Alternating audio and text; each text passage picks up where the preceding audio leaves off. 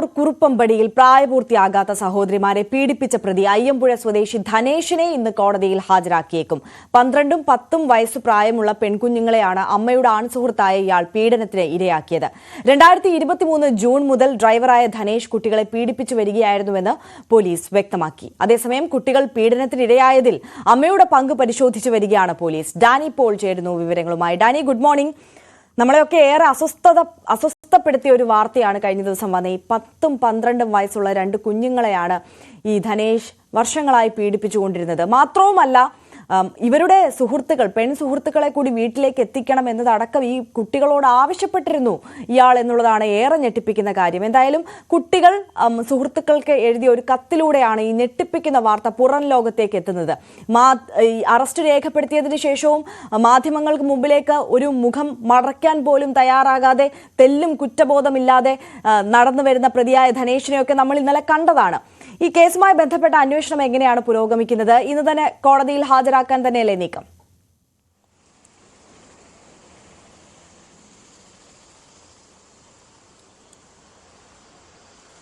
കേസിൽ പെൺകുട്ടികളുടെ മൊഴി മജിസ്ട്രേറ്റ് രേഖപ്പെടുത്തിയിട്ടുണ്ട്. ഈ മജിസ്ട്രേറ്റിന്റെ രേഖപ്പെടുത്തിയ മൊഴിയുടെ പകർപ്പ് അന്വേഷണ സംഘത്തിന് ലഭിക്കുന്ന മുറയ്ക്കാണ് ഇനി തുടർ നടപടികൾ മുന്നോട്ട് പോകുക.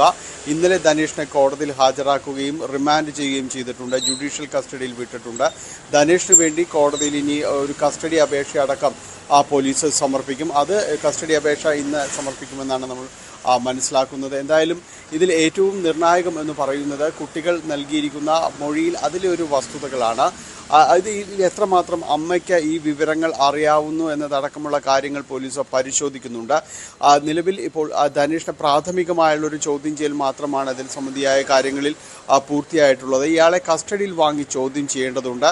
കസ്റ്റഡിയിൽ വാങ്ങി ചോദ്യം ചെയ്യുമ്പോൾ മാത്രമാണ് ഇതുമായി ബന്ധപ്പെട്ടുകൊണ്ടുള്ള കൂടുതൽ വിശദാംശങ്ങൾ, പ്രത്യേകിച്ച് ഇനി വിശദാംശങ്ങൾ കൂടുതൽ അറിയേണ്ടതുണ്ടെങ്കിൽ അത് കൂടുതലായി അമ്മയുടെ പങ്കിനെ കുറിച്ച് മാത്രമാണ് കൂടുതലുമായുള്ളൊരു കാര്യങ്ങളിലേക്ക് പോകേണ്ടതുള്ളത്. അപ്പോൾ അത് ഈ കേസിനെ സംബന്ധിച്ചിടത്തോളം വളരെ നിർണായകവുമാണ്.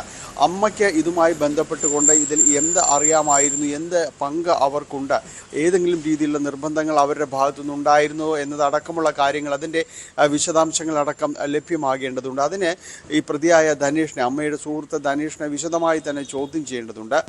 ധനേഷിനെ കസ്റ്റഡിയിൽ വാങ്ങുവാനുള്ള അപേക്ഷ പോലീസ് വൈകാതെ തന്നെ സമർപ്പിക്കും. ഒരുപക്ഷെ അത്തരത്തിലുള്ളൊരു നീക്കം ഇന്നുണ്ടായേക്കുമെന്നാണ് നമ്മൾ പ്രതീക്ഷിക്കുന്നത്. ഈ കേസിൽ ഏറ്റവും നിർണായകമായ ഒരു ചുവടുവയ്പും അത് തന്നെയായിരിക്കും. എന്തായാലും ഇപ്പോൾ മൊഴി നൽകിയിരിക്കുന്നത്, കുട്ടികളുടെ മൊഴി രേഖപ്പെടുത്തിയിരിക്കുന്നത് മജിസ്ട്രേറ്റിന് മുൻപാകെയാണ് മൊഴി രേഖപ്പെടുത്തിയിരിക്കുന്നത്. രഹസ്യമൊഴി തന്നെയാണ്. അപ്പോൾ അതിൻ്റെ വിശദാംശങ്ങൾ കൂടി ലഭിക്കേണ്ടതുണ്ട്. പോലീസിന് അതിൻ്റെ ഒരു പകർപ്പടക്കം ലഭിച്ചതിന് ശേഷമായിരിക്കും മറ്റ് നടപടികളിലേക്കടക്കം നീങ്ങേണ്ടതുള്ളത്. നിലവിൽ കുട്ടികൾ ചൈൽഡ് വെൽഫെയർ കമ്മിറ്റിയുടെ, ശിശുക്ഷേമ സമിതിയുടെ സംരക്ഷണയിലാണ്. കുട്ടികൾ അവിടേക്ക് മാറ്റിയിട്ടുണ്ട്. ഇവർക്ക് വേണ്ടിയുള്ള മുഴുവൻ സഹായം, നിയമസഹായം ഉൾപ്പെടെയുള്ള കാര്യങ്ങളെല്ലാം തന്നെ അവർ നിറവേറ്റുമെന്ന് വ്യക്തമാക്കിയിട്ടുണ്ട്. ഒപ്പം തന്നെ പഠന സഹായവും നൽകുമെന്ന് അറിയിച്ചിട്ടുണ്ട്.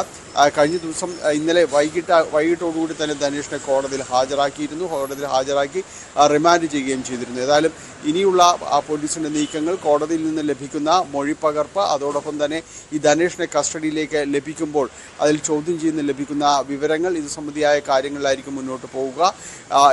ഇയാളുടെ നീക്കങ്ങൾ, ഇയാൾ ഒരു ലൈംഗിക വൈകൃത ഉള്ളൊരാളാണ് എന്ന് തന്നെയാണ് പോലീസ് സ്ഥിരീകരിക്കുന്നത്. കുട്ടികളോട് ഈ രീതിയിൽ അടക്കം പെരുമാറിയ സാഹചര്യങ്ങൾ മുൻപുണ്ടായിട്ടുണ്ടോ എന്നത് പോലീസ് പരിശോധിക്കുന്നുണ്ട്. കുട്ടികളുടെ സുഹൃത്തുക്കളെ അടക്കം ഇവിടേക്ക് എത്തിക്കാൻ ആവശ്യപ്പെട്ടതടക്കമുള്ള വിവരങ്ങൾ പുറത്തു വന്നതിനെ തുടർന്നാണ് ഇന്നലെ ഈ കേസുമായി ബന്ധപ്പെട്ടുകൊണ്ട് നീക്കങ്ങൾ ഉണ്ടാകുന്നത്. ഇയാളുടെ അറസ്റ്റിലേക്കടക്കം കാര്യങ്ങൾ നീങ്ങുന്നത്.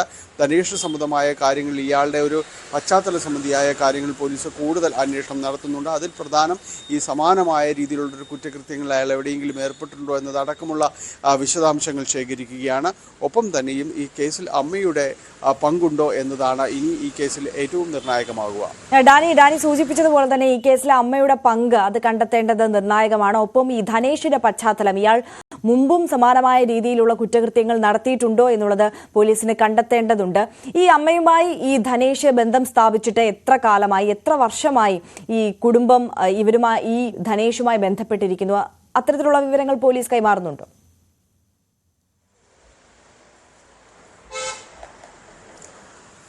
ധനേഷിനെ കഴിഞ്ഞ് കുറേ നാളുകളുമായി അമ്മയുമായിട്ട് ഒരു ബന്ധം പുലർത്തിയിരുന്നു എന്ന് തന്നെയാണ് പോലീസ് സ്ഥിരീകരിക്കുന്നത്. കഴിഞ്ഞ കുറച്ച് നാളുകളുമായിട്ട് ഇയാൾക്ക് ഒരു അടുപ്പമുള്ള ഒരു ഇടമായിരുന്നു അത്. ഇവരൊരു ലിവിങ് ടുഗദർ എന്ന രീതിയിലെല്ലാം തന്നെ അത്തരമൊരു കാഴ്ചപ്പാടിൽ മുന്നോട്ട് പോവുകയായിരുന്നു എന്നാണ് പോലീസിന് ലഭിക്കുന്ന വിവരങ്ങൾ. അത് ഈ പരിസരത്തുള്ളവർക്കും മറ്റു പലർക്കും തന്നെ അറിയാമായിരുന്ന ഒരു കാര്യങ്ങൾ തന്നെയാണ്. ഇങ്ങനെയാണ് ഈ കുട്ടികളുമായുള്ളൊരു അടുപ്പത്തിലേക്കടക്കം ഇയാൾ നീങ്ങുകയും ചെയ്യുന്നത്. ഈ കേസിൽ ഏറ്റവും നിർണായകമെന്ന് പറയുന്നത് ഇയാൾ കുട്ടികളോട് ഇടപെട്ട രീതി, അത് സംബന്ധിയായ കാര്യങ്ങളിൽ അമ്മയ്ക്ക് എന്താ പറയാനുണ്ട്, അവരുടെ ഏതെങ്കിലും രീതിയിൽ അവർക്ക് അറിയാമായിരുന്നു എന്നതാണ്. അത് കഴിഞ്ഞ് കുറേ നാളുകളായി ഇയാൾക്ക് ഇവരുമായുള്ളൊരു അടുപ്പം അത് ഏത് രീതിയിൽ മുന്നോട്ട് പോയിരുന്നു എന്നതിനെല്ലാം തന്നെ ആശ്രയിച്ച് തന്നെയാണ് ഇരിക്കുന്നത്. എന്തായാലും പോലീസ് അത്തരം കാര്യങ്ങളിൽ ഇയാളുടെ ഈ അമ്മയെക്കുറിച്ച് അറിയുക എന്നതിനേക്കാൾ പ്രധാനമാണ് ഈ ധനേഷിൻ്റെ ഒരു പശ്ചാത്തലം സംബന്ധിയായ കാര്യങ്ങൾ കുറെ കൂടി വിശദാംശങ്ങൾ തേടുക എന്നത്. കാരണം ഈ കുട്ടികളോടടക്കം ഈ രീതിയിൽ പെരുമാറിപ്പോകുന്ന ഒരാൾ ഇതൊരു ആദ്യ സംഭവമായിരിക്കില്ല എന്നാണ് അന്വേഷണ ഉദ്യോഗസ്ഥർ തന്നെ പറയുന്നത്. ഇതിനു മുൻപും ഇയാൾക്ക് ഈ രീതിയിലൊരു പശ്ചാത്തലം ഉണ്ടായിരിക്കാം. അതുമാത്രവുമല്ല, മറ്റു കുട്ടികൾ, ഈ കുട്ടികളുടെ തന്നെ മറ്റു സുഹൃത്തുക്കൾ, അവരെല്ലാം ഇതേ പ്രായത്തിൽ തന്നെ പെടുന്നവരാണ്. 10-12 വയസ്സിൽ തന്നെ പെടുന്നവരാണ്. അവരിലേക്ക് പോലും ഇങ്ങനെയൊരു താല്പര്യത്തോടുകൂടി ഇയാൾക്ക് പെരുമാറാൻ കഴിയുന്നു എങ്കിൽ നിശ്ചയമായും ഇയാൾക്ക് ഇതിനു മുൻപ് അത്തരമൊരു സാഹചര്യത്തിൽ ഉണ്ടായിരിക്കാം എന്ന് തന്നെയാണ് പോലീസ് കരുതുന്നത്. സമാനമായ ഒരു സാഹചര്യം അടക്കം ഇടുക്കി സ്വദേശിയാണ്. അപ്പോൾ ഈ മറ്റ് അവിടങ്ങളിലെല്ലാം തന്നെ ഇയാൾ എങ്ങനെയായിരുന്നു എന്നതടക്കമുള്ള പരിശോധനകളും അന്വേഷണങ്ങളും പോലീസ് തുടരുന്നുണ്ട്. അത് സംബന്ധിയായ കാര്യങ്ങൾ കൂടി ചേർത്ത് വയ്ക്കുമ്പോൾ മാത്രമാണ് ഇയാളെ സംബന്ധിച്ചുള്ള കൂടുതൽ വിശദാംശങ്ങളിലേക്ക് എത്താനായിട്ട് സാധിക്കുന്നത്. മറ്റ് സാഹചര്യങ്ങൾ ഉണ്ടായിട്ടുണ്ടോ എന്നതടക്കം പോലീസ് പരിശോധിക്കുന്നു. അതിനുള്ളൊരു സാധ്യത നിലനിൽക്കുന്നു എന്ന് തന്നെയാണ് അന്വേഷണ സംഘം പറയുന്നത്.